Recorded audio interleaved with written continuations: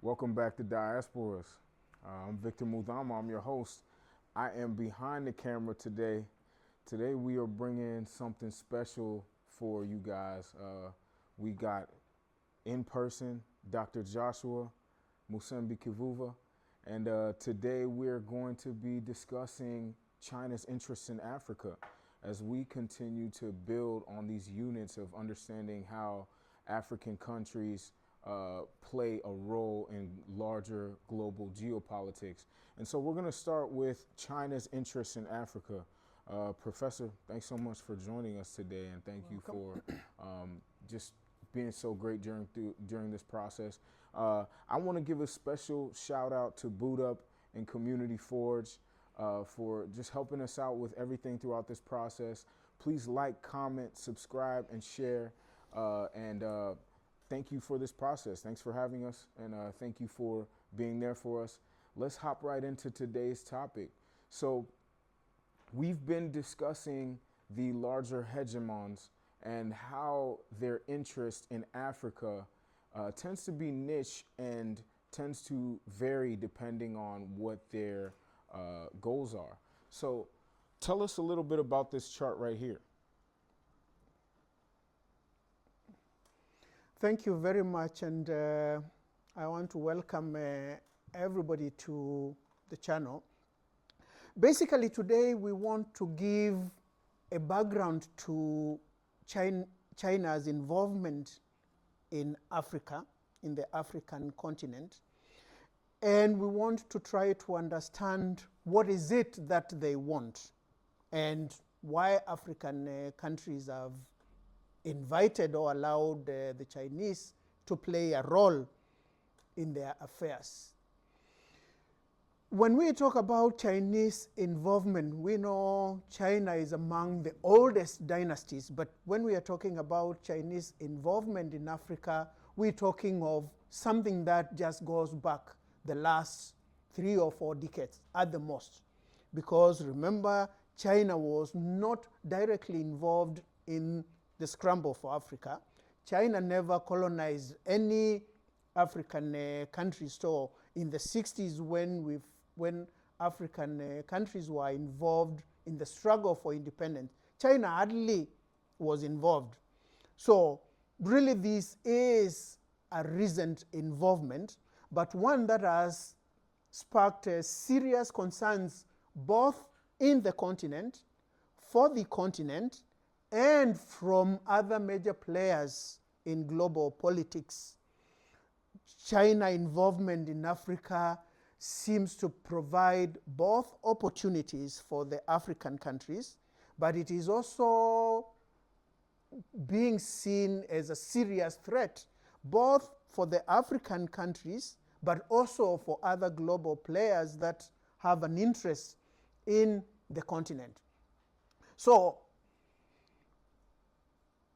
on the one hand, we see China becoming one of the biggest international partners for African countries.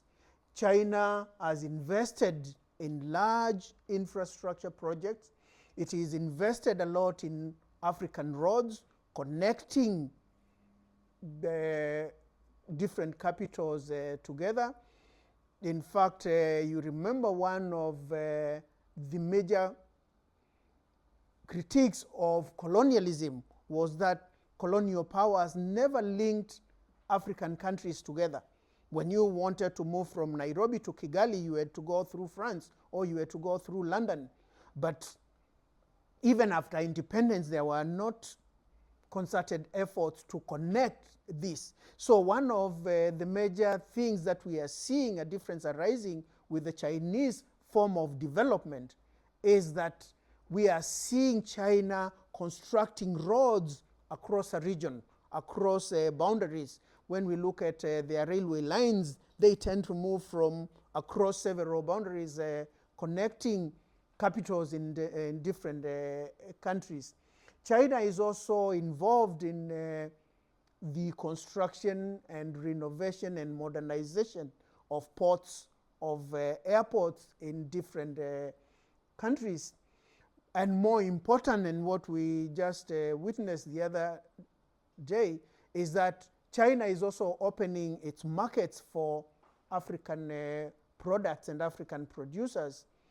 And we saw the other day it almost zero rating or tariffs for African goods to access markets in China.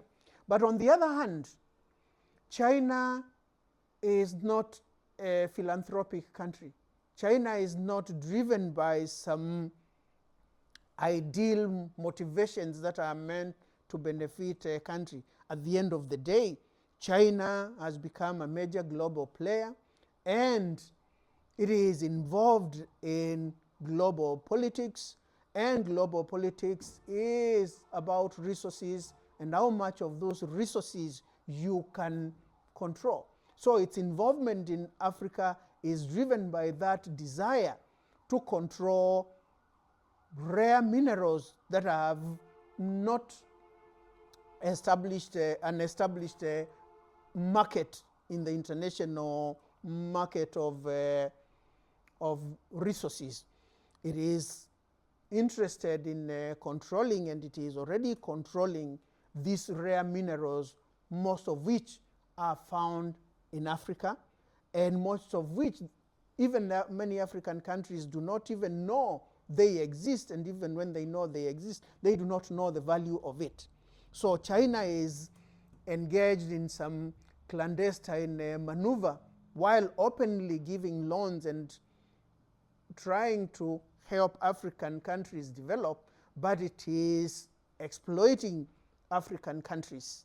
In fact, the involvement of China has led to the exploitation of the African countries to levels that were not even witnessed during the scramble for Africa.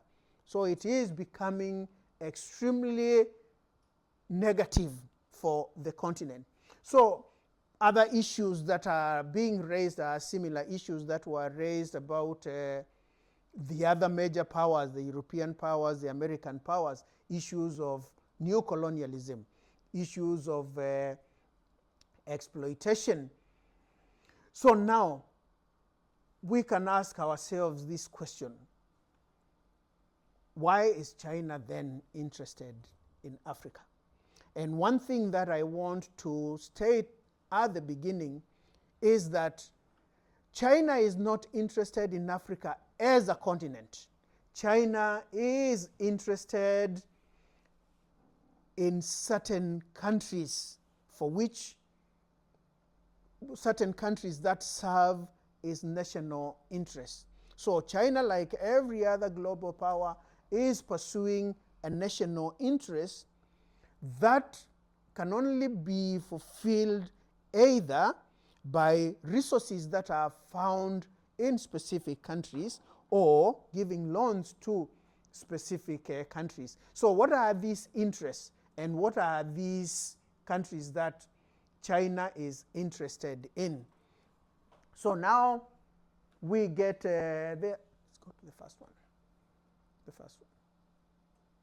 So looking at China, we can identify three major interests that we can say are dominant in China's involvement in Africa. The first one concerns access to critical and rare minerals that are found in Africa. So minerals and critical resources.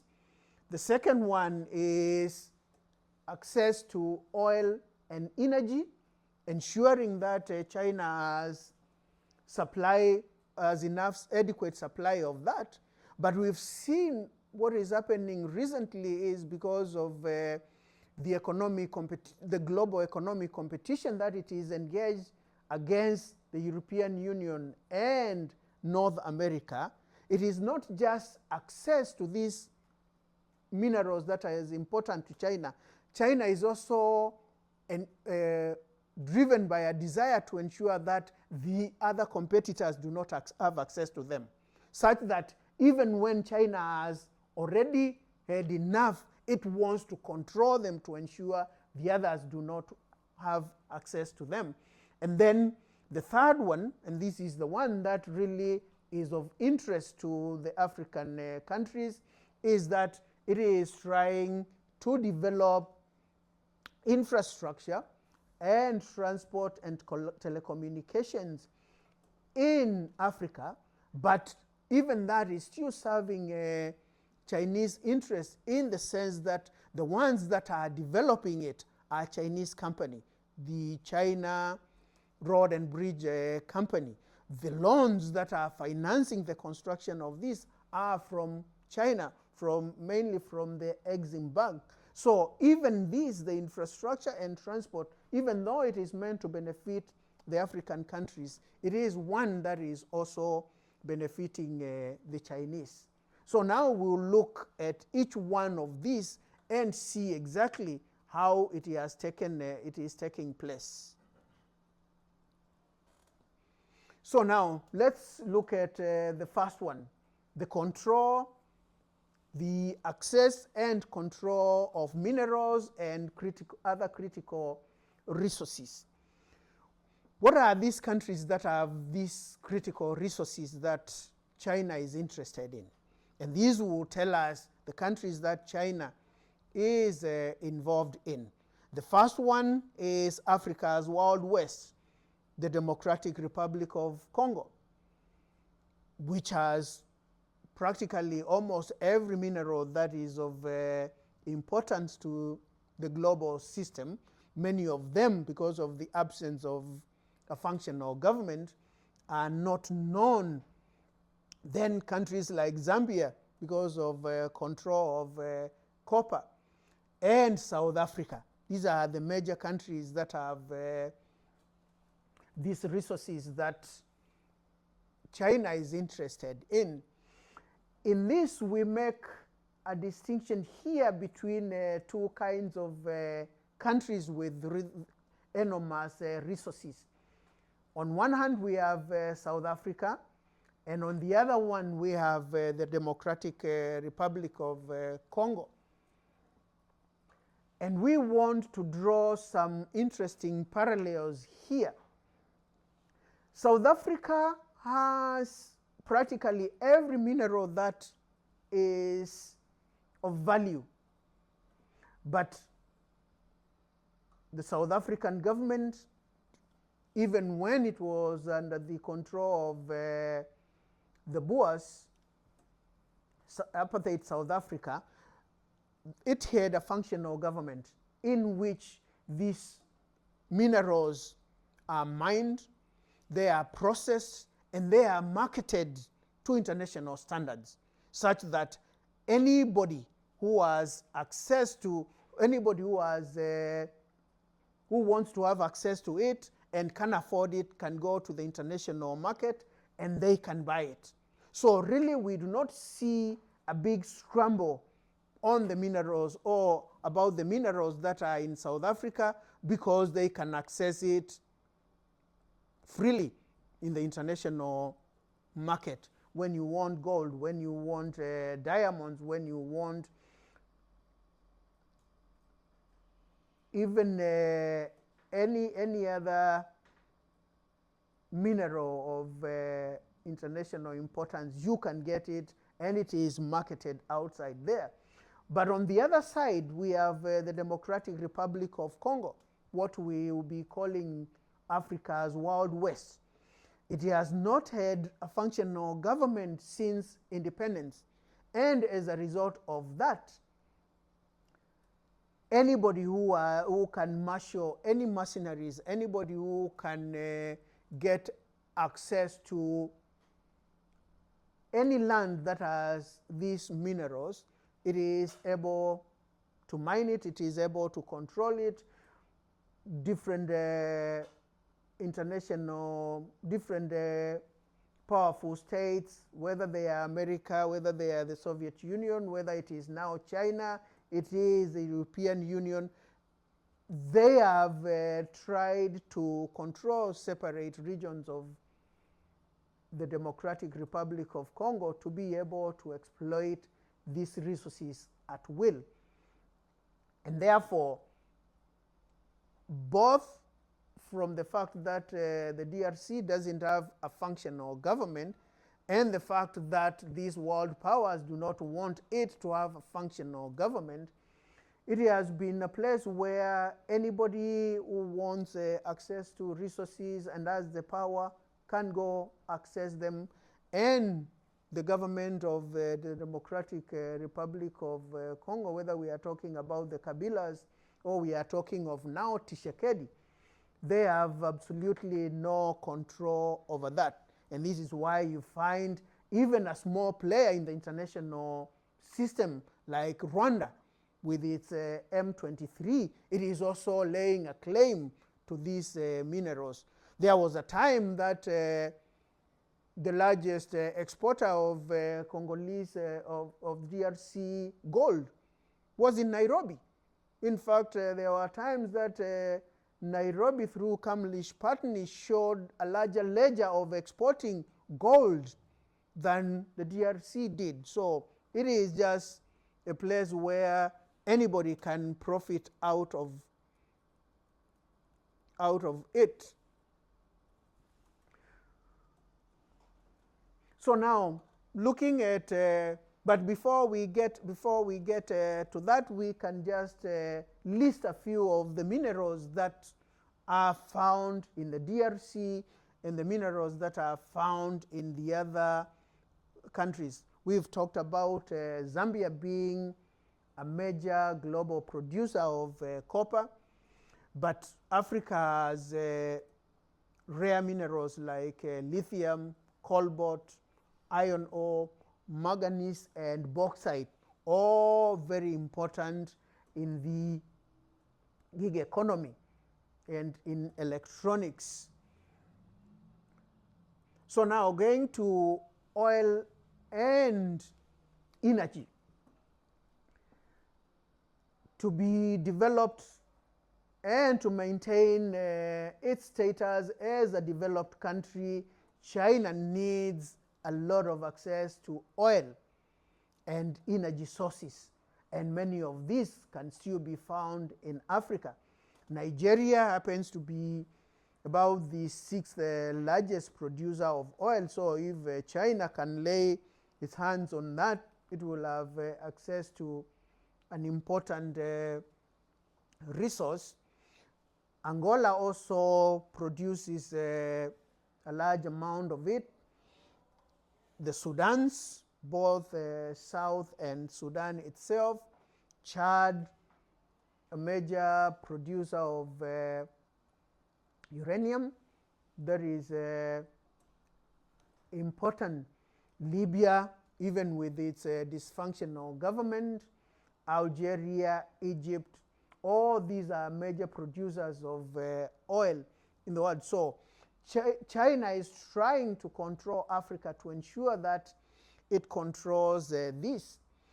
But the main problem that has hindered China from accessing and controlling these resources arises from the fact that even during colonial time, oil was still being mined, oil was still being produced and exported to the major capitals of European countries. And as a result of that, the connection between the oil in Africa and companies from the developed countries, especially European countries, Exxon, France, Mobil, France, BP, Shell, UK, and Chevron now in America. They are already so well established in Africa, and they control so much of Africa's oil, such that even if the Chinese wanted, they still will have to fight to get a foothold in a way that they can control these resources from the international oil exporters.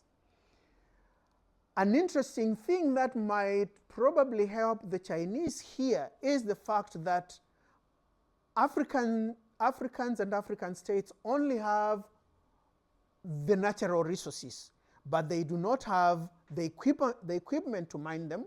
They do not have the means to transport it from where it is being mined to where it will be processed.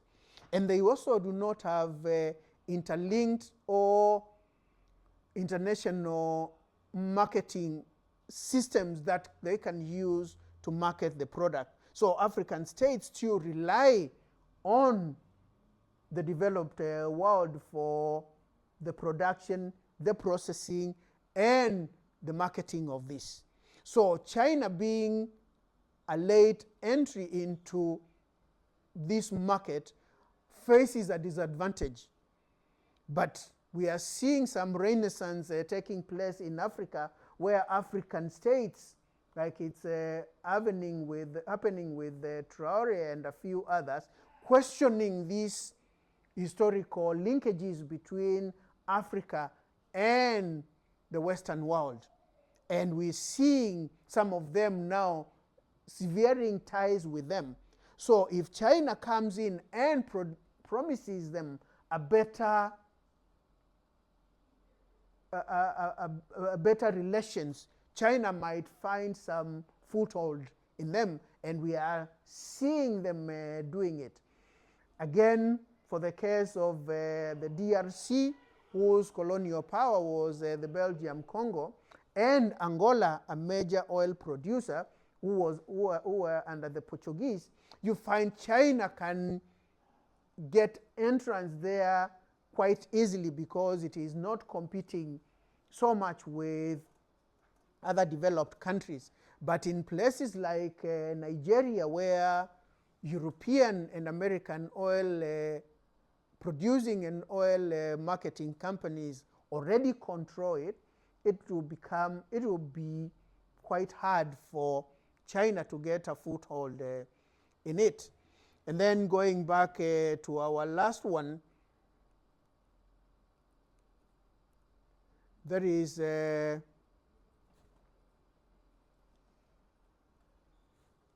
put the other slide. Mm-hmm.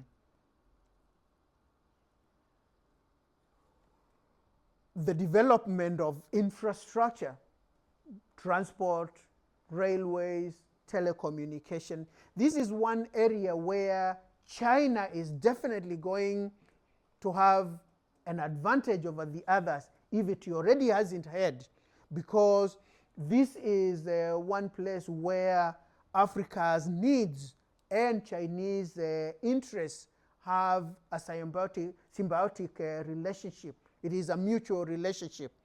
You have what I need, I have what you want. So they are likely to do a lot of business with it. A caveat here is important. Unlike the Europeans and unlike the Americans, who have conditioned their economic assistance to Africa to democratic developments, that aid to Africa, economic assistance to Africa has been tied to progress towards democratization. China has not put any of these conditions. And therefore, African states are finding it easier to go to China and get loans, however expensive they are, faster than they are getting it from the Western European countries and from America. Secondly, Africa has also realized that by welcoming China, it is awakening the interest of the European countries, and as a result of that, we are seeing former European colonial powers and America re-entering the continent with softer terms than they had been. We are seeing America, we are seeing the UK, we are seeing France being less arrogant when they are dealing with the African countries, such that even though China might still continue being and behaving like the former colonial powers, but its entry and the threat it has posed globally to the developed countries, to the American hegemonic system, China's presence has created competition which in the long run is likely to be beneficial to the African continent. You know, that's a very interesting point that you make, particularly the convergence of interest between what I need and what you want. One of the key things that's here that I'm reading from the untapped refining potential, right? Can you talk a little bit more about the untapped refining potential, specifically even within Nigeria, and why a place like Nigeria, Western powers, even other hegemons, have a vested interest in making sure that potential stays, excuse me, that potential stays untapped? Let's just even look at it more broadly. Let's not even start with that. Let's start from our beginning with the critical resources. South Africa for a long time has mined, the South African government has been in control of mining of gold, in control of diamonds. The De Beers company, for example, in South Africa, controls the marketing of diamonds everywhere. In fact, to an extent that a useless thing like diamonds, because of the monopoly that De Beers has been able to create, that fetches huge prices in the international market just because they are controlled by one company over time. We have the same in oil, that there are just a few oil companies that for a long time have had the resources. Number one, the equipment. Remember, oil most of the time it is underground. So to get it from the ground and then to refine it, because it needs to be refined to be used in vehicles. So it can be gotten from the grounds in western Nigeria. Then it is shipped by a French company, by a UK company, by an American company to a third country for refining. And that refinery is owned by the same companies that are mining it. And then it is marketed back as a finished product by the same companies or a subsidiary of it. So it is a monopoly right at mining, it is a monopoly at refinery, it is a monopoly at marketing. And any African country that has tried to create the capacity, like Dangote now, he has this huge investment, but he's still at the mercy of foreign companies to supply him with the crude oil to be able to refine. And you see, depending on which government in Nigeria is in power, if there is any that has been in power in the last 10 years, you find by just having a favorable government, he is able now to get enough supply. But when the government changes and the interest of the government changes, or if the new one is able to be corrupted, you can find his refinery operating as 30% capacity. Even when it can produce, it can refine and supply Nigeria and the regional companies. So the politics of the major oil controlling companies determines a lot. And this is something that we are saying, if China now can be able to change this, then it will be a game changer for Africa. But then these oil companies and their parent countries will not take it lying down. Wow, that's an interesting point. And you know, to contrast Angola and Nigeria, Angola having a lot of the oil a little bit by the shore is you know, that's super favorable, especially in the favorable geographical location as a point. Whereas that pretty much eliminates their need for transport. Well, there is a slightly, it's more complicated than that because of just the politics of oil. Almost every major producer of oil is also a major country in conflict. And this is by design. Anytime there is a conflict anywhere, oil producers, oil marketers, oil sellers make a profit. In fact, sometimes conflicts are started just to increase the profits of oil producing companies because the costs just to control the conflict doesn't require much, but just the perception that there could be a shortage, just the perception sends oil prices shooting. And this is really what you find a main difference is between Angola and Nigeria, because most of Nigeria's oil is on land in territories that are under conflict. The politics behind it to be able to control the entire process takes a lot of bargaining, both local interests, regional interests, international interests, while a place like Angola that is in the sea, there is hardly any conflict that takes place there because most African conflicts are either ethnic. The sea is not divided by any ethnic communities. They are also about region, they are about land, they are about no African countries, community has ever tried to control any waters. To them, the water was just a useless resource. So you find Angola has that advantage in that any country that signs concessions with Angola, it can exploit these oil deposits without engaging in the interland and the politics that are in the interland.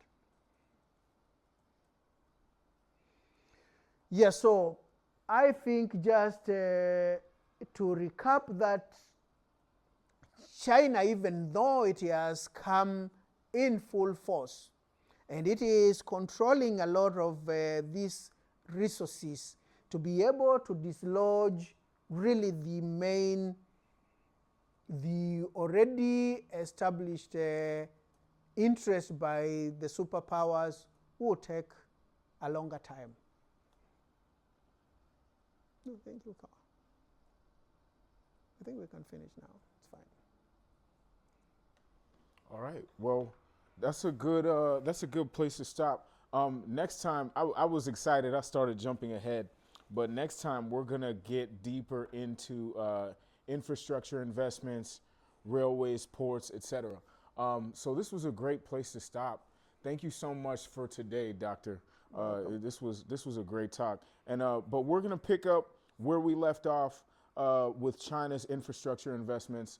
And this has been another episode of Ask the Professor. Please like, comment, subscribe, and share. Thank you so much for supporting us, and we will see you next time.